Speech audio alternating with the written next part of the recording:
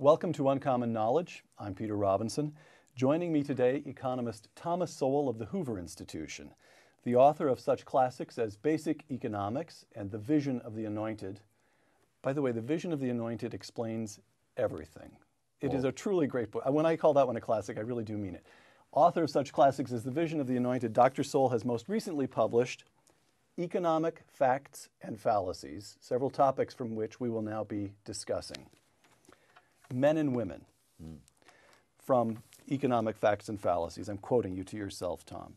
Quote, "It is widely believed that the rise of American women in high-level occupations since the 1960s has been due to anti-discrimination laws, and that these in turn have been due to the feminist movement. In reality, the proportion of women in high-level occupations was greater during the first decades of the 20th century than in the middle of the 20th century, and all of this was before the feminist movement." Explain. Yes, in the first half of the 20th century, for example, in 1908, the percentage of women in who's who in America was twice what it was in 1950. And various fields, if you look at the women who got PhDs in economics, chemistry, who got law degrees, other postgraduate degrees, those were all higher in the 20s and 30s than they were in the 50s. And there was a very simple reason for it. Women in those days got married later. In the early years of the century. early years. Right. Over time, the age of marriage and the age of beginning to have children began to decline. And the classic era was, of course, the era of the baby boom. And that's when women hit a low in their proportion of the postgraduate degrees and in the professions in which those degrees would be used. Now, around 1956, the age of marriage began rising. And in 1957, the age of having children rose, strangely enough. And as that rise continued, you saw women rising again in these various professions. So that now one of the professions, they reached in 1972 the same proportion they had had back in 1932.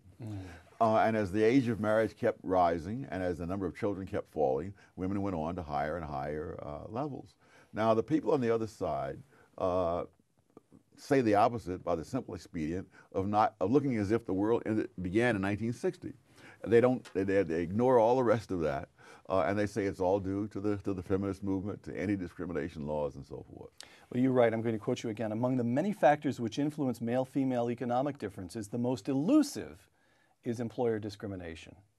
Yes, that when you correct for all the various factors, such as the number of hours worked, the continuous employment versus taking a few years out to have children and so on. You take all that into account, the differences between men and women become quite trivial. If you look at the academic world, or as far back as 1969, women who had never married and who had earned higher incomes than men who had never married. They became a tenured professor at a higher rate than men who had never married. And then later on, if you look at the general population, if you take the women who are past the childbearing years and who work continuously, their incomes were higher than men who would work continuously, and so on. So the difference is that not that the employer is paying them differently, but that they have different characteristics. So the central variable in explaining economic differences between men and women is not employer discrimination, not the rise of feminism. It's that women, it's child rearing, marriage and child rearing. That's the variable. As that varies, a women's arrival or participation rate in high-level occupations varies with that. That's the correlation. Okay. Now, in principle, you note, family responsibilities could be perfectly evenly divided between fathers and mothers. But that isn't the way it has worked in practice. Quote, I'm quoting you again, "Since economic consequences follow from practices rather than principles, the asymmetrical division of domestic responsibilities produces male-female differences in income," close quote. Question, what are the policy implications of that? If we become fixed on eliminating male-female income differences, is it the case that the only choice, the only route for doing that is to involve the government in redesigning the very nature of the family? Well, or am I leaping to a melodramatic conclusion? No.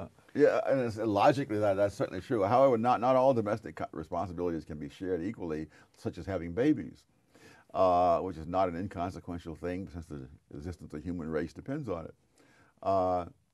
But what it means is that women make choices that make a lot of sense for them.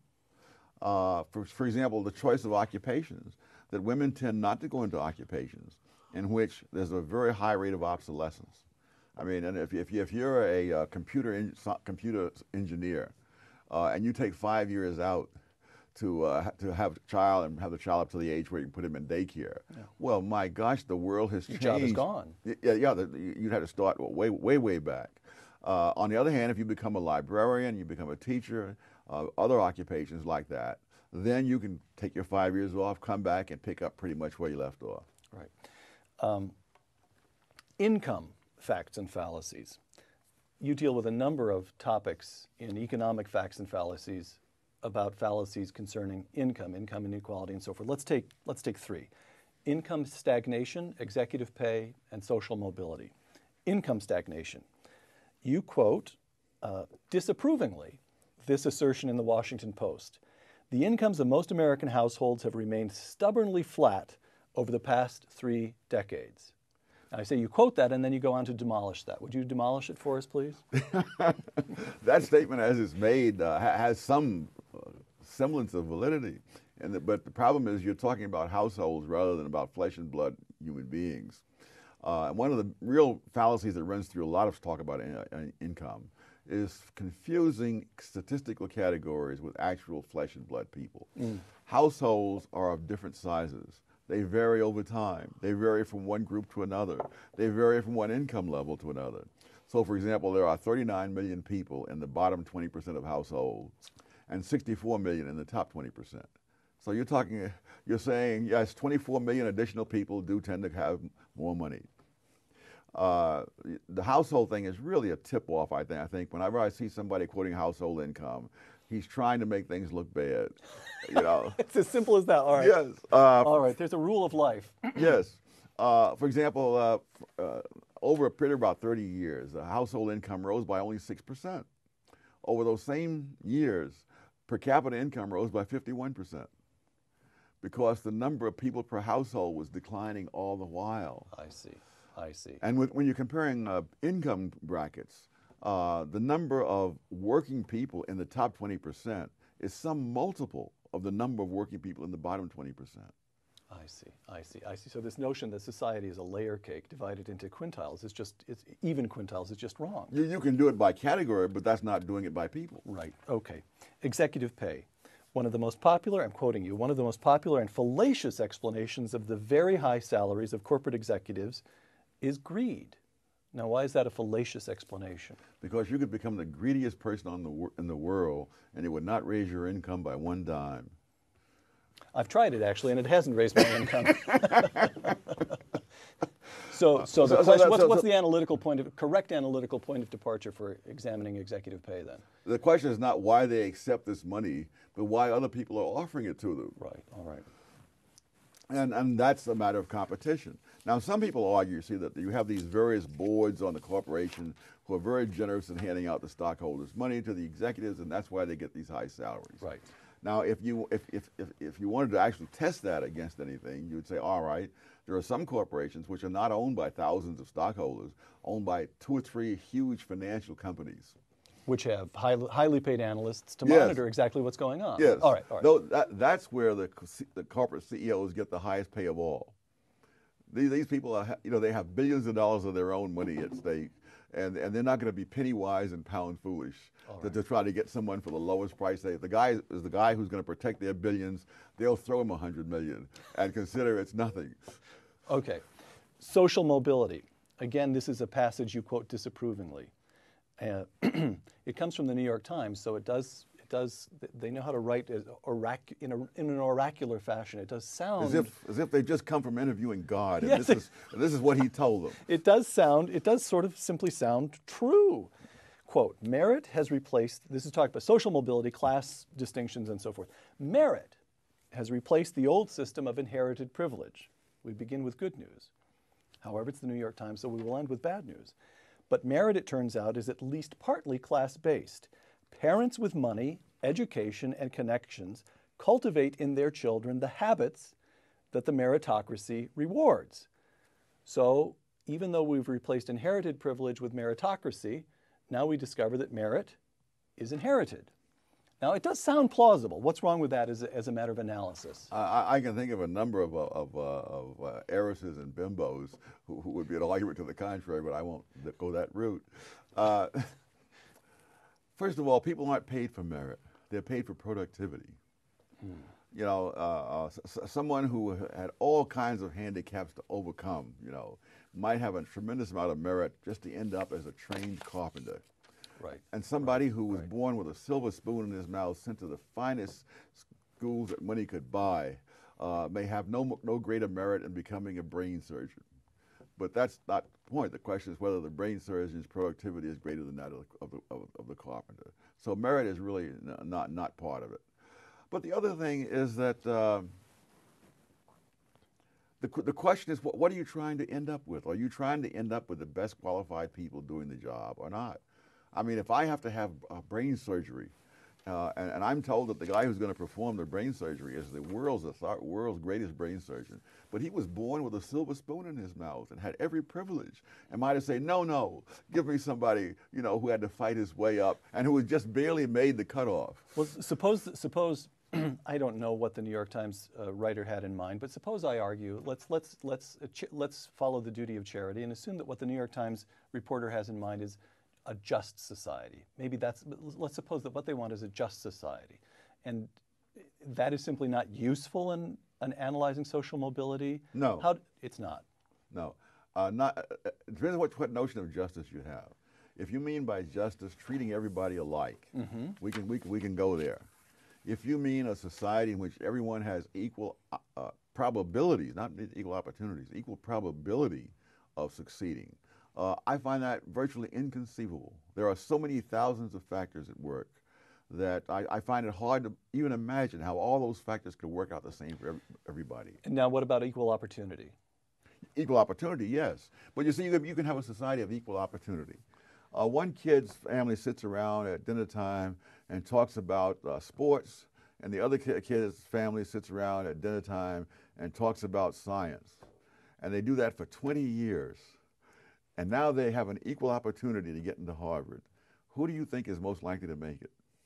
Gotcha. Okay, we turn from income facts and fallacies to facts and fallacies. Let me say that again because I need to get it. Facts and fallacies concerning the academy. You deal with students and economic finances, but I'd like to deal first with faculties. First, this kind of overall statement that you make. Again, I'm quoting Economic Facts and Fallacies. Many people think of nonprofit organizations such as colleges and universities as free of selfish motives and therefore dedicated to the well-being of others, including society at large.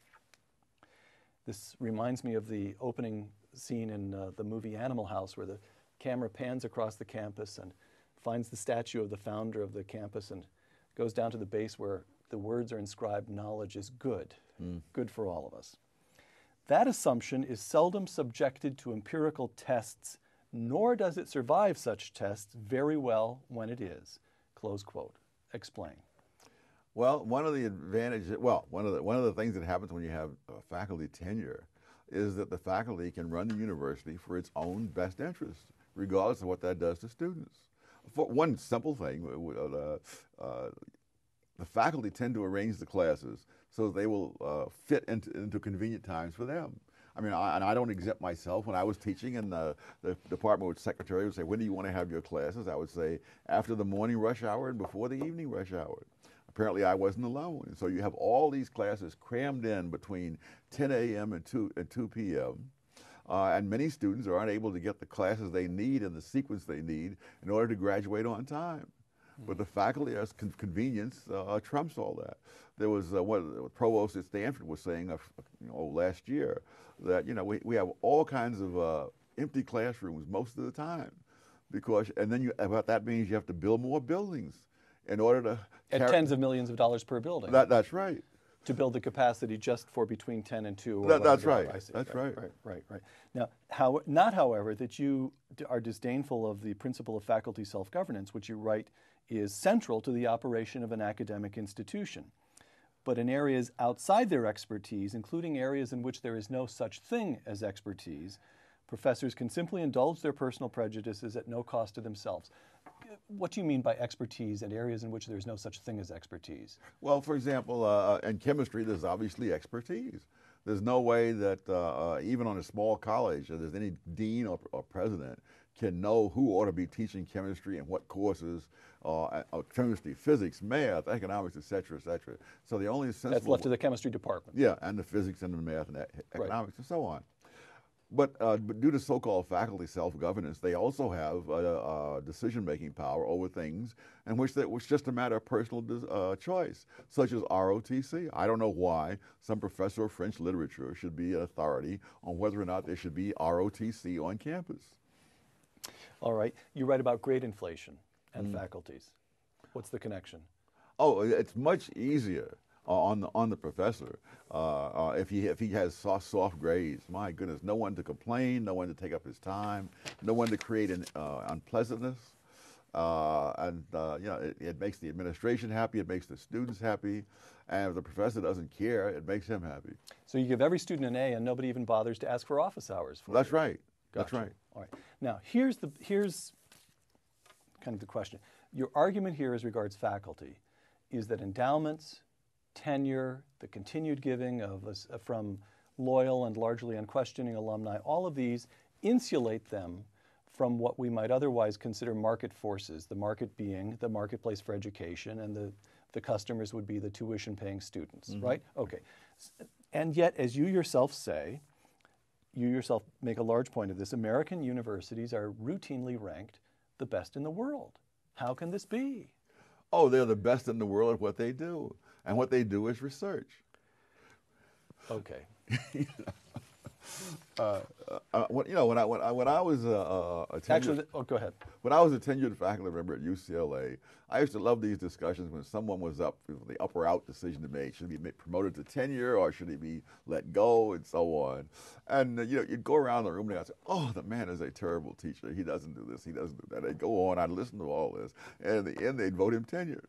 And then conversely, we had a guy who was really an outstanding teacher. When the vote finally came, and I must tell you that I was one of those who voted to let him go, because although I was convinced that the students would lose by his going, that was not the decision in my province. My province was to apply the rules set down by the university, and by those rules, which are heavily weighted toward research, he couldn't be kept there. And so he's off somewhere else, being an excellent teacher to somebody else, while the UCLA students have to take potluck. And so this is a point that you make, that the large research universities tend to be, in a certain sense, overweighted in reputation when kids are going around looking for undergraduate educations. That is to say, maybe you ought to look at a small liberal arts school.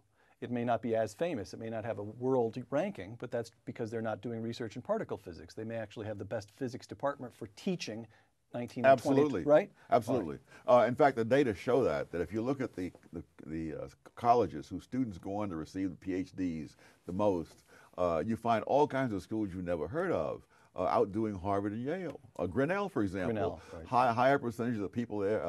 Harvey Mudd College for years has some multiple of its, a majority of its students going to get PhDs.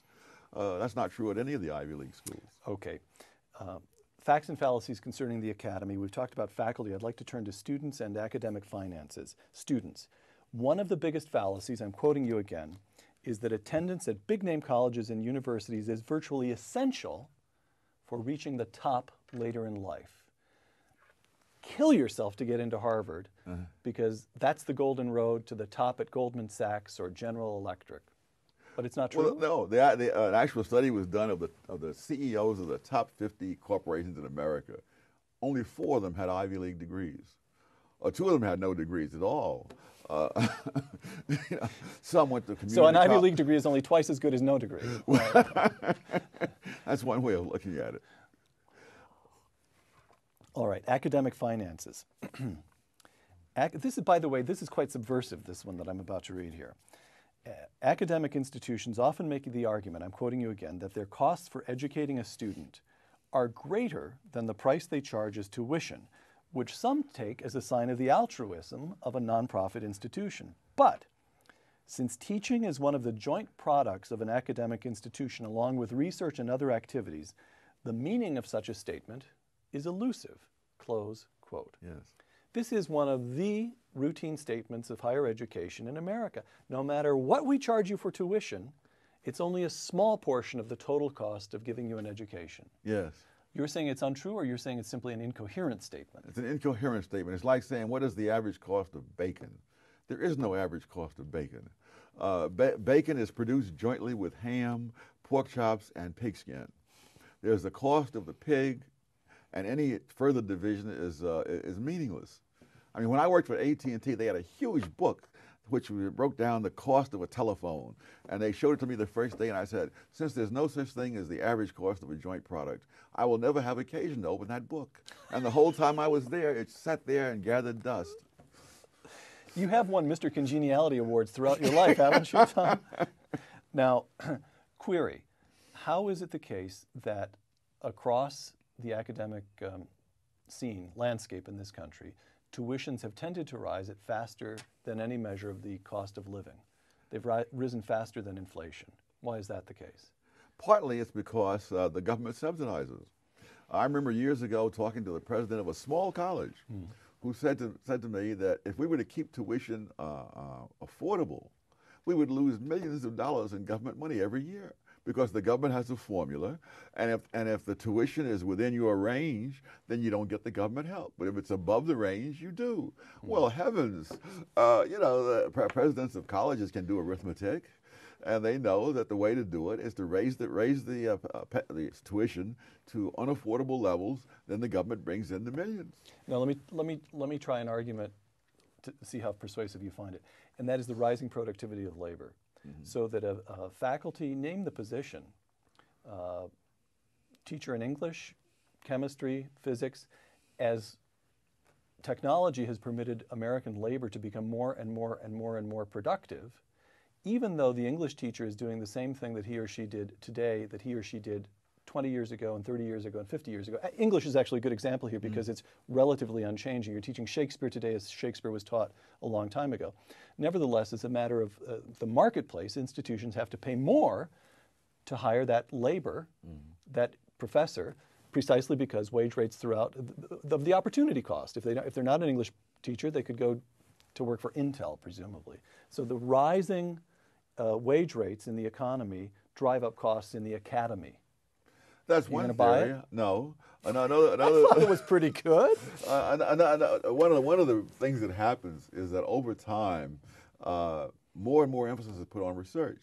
And for example, when I started teaching back in the 1960s, the average teaching load was about 12 semester hours.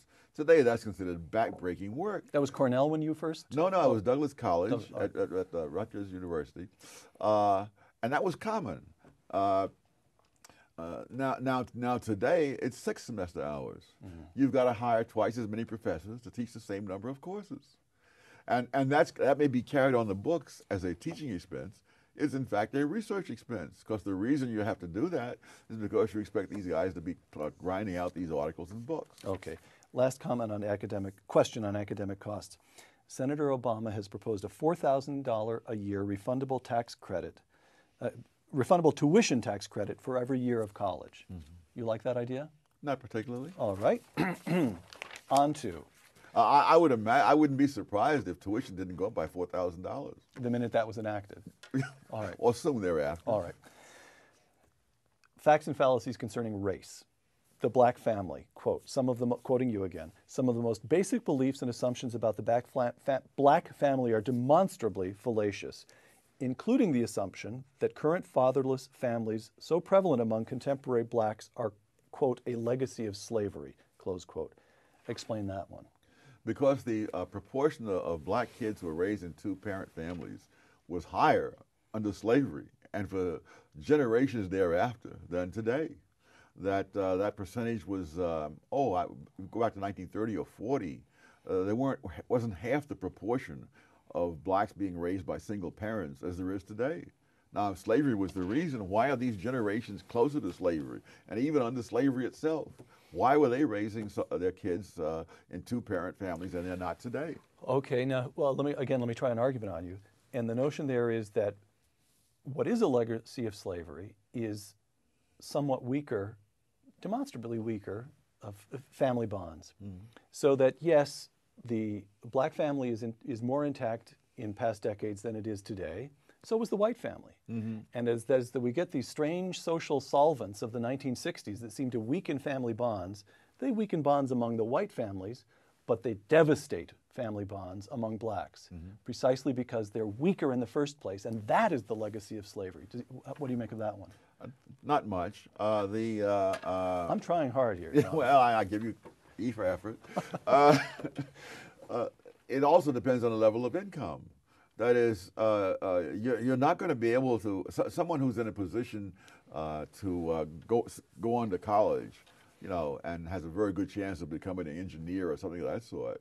A girl like that is not likely to get pregnant and ruin it all, as well as someone who's had a bad time in school, who has very, very poor prospects in the job market, and going on welfare is not that big a sacrifice as compared to whatever the options happen to be. Right. Similarly with crime, by the way. Right, crime. Well, crime, let me set this one up for you. Again, quoting from Economic Facts and Fallacies. Racial discrimination is frequently listed among the prime root causes of riots and other criminality among blacks, but crime among black Americans was declining for years prior to the decade of the 1960s with its landmark civil rights laws and its war on poverty programs. If crime is not arising from poverty, what's it arising from? What happens in the 1960s? They stopped punishing criminals. You know, the chance that a criminal would actually go to jail for a violent crime or any crime was much reduced in the 1960s. You begin to have all these changes in the law beginning at the Supreme Court, which becomes harder and harder to convict anybody of anything. And the sentences were shorter, and there were more, leniency in terms of parole and that kind of stuff. And of course, wherever you've done that in the world, including in Britain, for example, you see this huge increase. I mean, Britain was once one of the most law-abiding countries in the world. Today, Britain has a higher crime rate than the United States in most categories. You quote former Senator Edward Brooke, an African-American who grew up in the black community in Washington, D.C. during the 1920s and 1930s. This is Edward Brooke. Large areas of Washington, D.C., talking about the black community, were truly safe. Families stayed together, neighbors helped one another, students were encouraged to study, and there were no drugs and no drive-by shootings. Was Edward Brooke's Washington of the 20s and 30s like Tom Sowell's Harlem of the late 40s, early 50s? Is that when you were living? It would be the 40s, from the early 40s. All right, the 40s. Middle, yes. All right. But I've heard you talk about Harlem. Yes. Yeah, I used to sleep out on a fire escape at Harlem. At midnight, if I was awake at midnight, I would go walking out to the nearest newsstand to get the morning paper to find out what the baseball scores were. I'm sure people don't do that today. Harlem felt safe. Yes. And what about the schools? The schools were a lot better. People expected me to meet the same standards that kids on Park Avenue met.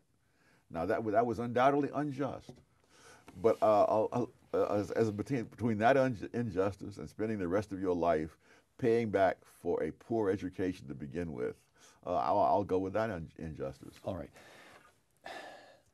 So what has happened in black America? Part of what's going on is that crime ceases to be punished. You've already mentioned that. What else is going on? Let me put the question the other way around. What can be done, if anything, what can be done to restore to Harlem today, or to those same black neighborhoods? Much of the geography is still the same. What can be done to make those neighborhoods in Harlem the way they were for you growing up in the 40s, or the way they would for Edward Brooke in the 20s and 30s? How can black America be restored? Mainly by fighting against all kinds of entrenched special interests who will not give up or budge an inch, starting with the teachers union. You need to be able to fire teachers who aren't teaching. You need to be able to have competing schools nowadays, because it'll take you forever to be able to fire the teachers, so that you'll give them an incentive to start teaching again instead of playing games in the schools. In the schools, as in the colleges, it is a lot easier not to teach. I mean, I'm always amazed at all the activities and projects they have in the schools, you know, all the while. And I'm looking at the international comparison. American students are way down at or near the bottom in these international tests. Why are we spending so much time, you know, hugging trees and doing other such stuff like that when our kids can't read? So if you had to choose one point, one place to begin the restoration of Black America, it would be with education. Yes. All right. Tom, let me end with, we've been talking about economic facts and fallacies. Let me end with just a couple of open-ended questions to see what's on the mind of Tom Sowell these days. Over the last 5 years, the Bush administration has spent $18 billion on AIDS in Africa. And during President Bush's trip to Africa, which is concluding as you and I speak today, rock star and AIDS activist Bob Geldof praised Bush as having done more for Africa than any other American president. How does all that strike you? I'd have to see what the consequences were. Nothing is easier than giving out money. You get very little resistance. The question is, what is the bottom line result? Has AIDS gone down as a result of all this? Okay. Barack Obama has a serious chance, polls indicate at the moment, an actual likelihood of becoming the first African-American president. What does that say to you about the United States? Well, it makes it harder for people to keep blaming everything on racism. On the other hand, I think at a time when Iran may get nuclear weapons, which may be passed on to terrorists, it is incredible that we should even be playing sort of demographic roulette and saying, wouldn't it be nice to have the first black president or the first woman president or whatever? We need whoever can do that job best because the future of the country depends on it. Hmm. Interviewing you a couple of years ago, Fred Barnes asked if you felt pessimistic about the future. You responded very simply and with distressing speed, yes. Would you like to amend or expand upon that answer? Yes, I feel more pessimistic now than I did then. Oh, Tom. Why? What's happened in the last 2 or 3 years to make you more pessimistic about the future? Well, we could start with Barack Obama, Hillary Clinton, and John McCain. You've talked about Barack Obama. What's wrong with Hillary Clinton? Oh, my. How many days do we have?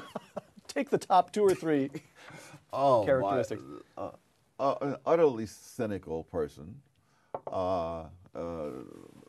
The whole thing, everything that happened during the Clinton administration, you can see that time and time again. McCain, he's better than they are, which is quite modest. That's the stoutest praise you can raise. That's the highest praise that I can manage. All right, last question. You write, no book can cover all the utter nonsense that politicians speak in an election year, close quote.